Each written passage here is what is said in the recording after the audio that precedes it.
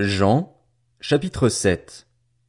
Après cela, Jésus continua de parcourir la Galilée. Il ne voulait pas séjourner en Judée car les Juifs cherchaient à le faire mourir.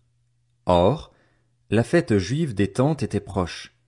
Ses frères lui dirent, « Pars d'ici et va en Judée afin que tes disciples voient aussi ce que tu fais. Personne n'agit en secret, s'il cherche à être connu.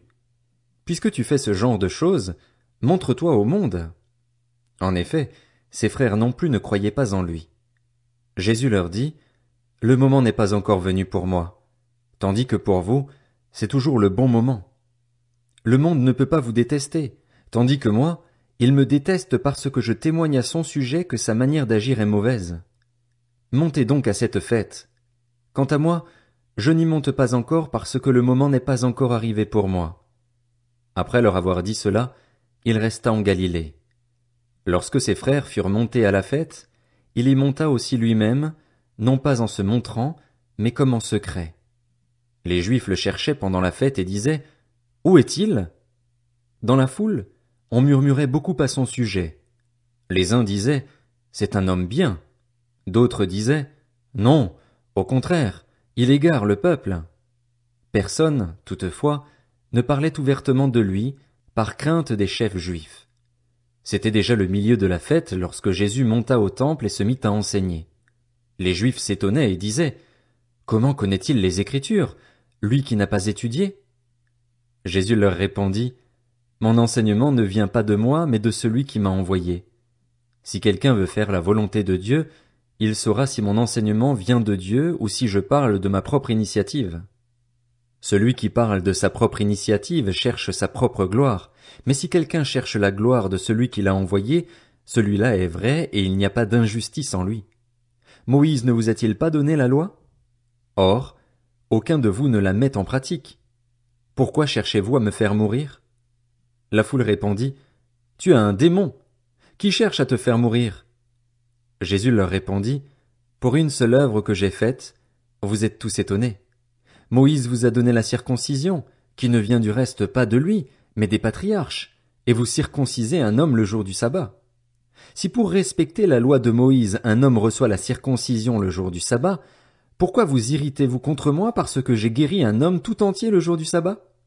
Ne jugez pas d'après l'apparence, mais portez un jugement juste. » Quelques habitants de Jérusalem disaient, « N'est-ce pas celui qu'il cherche à faire mourir? Le voici qui parle librement et ils ne lui disent rien. Est-ce que les chefs auraient vraiment reconnu qu'il est le Messie?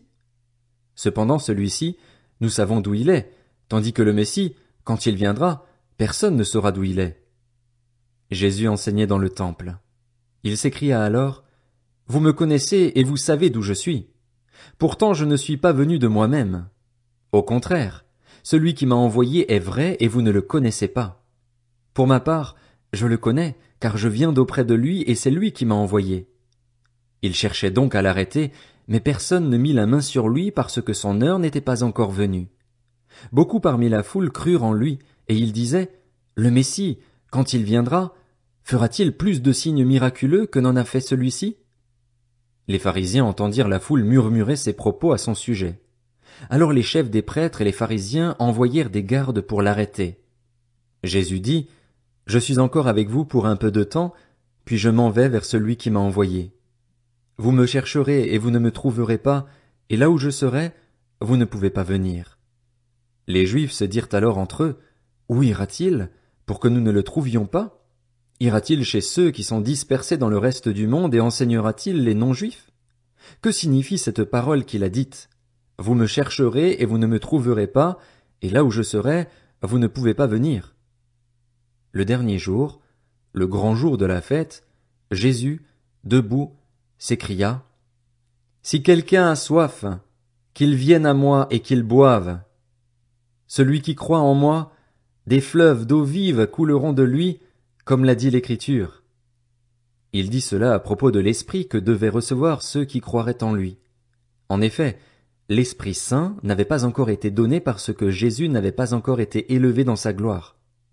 Après avoir entendu ces paroles, beaucoup dans la foule disaient, « Celui-ci est vraiment le prophète. » D'autres disaient, « C'est le Messie. » Mais d'autres disaient, « Est-ce bien de la Galilée que doit venir le Messie?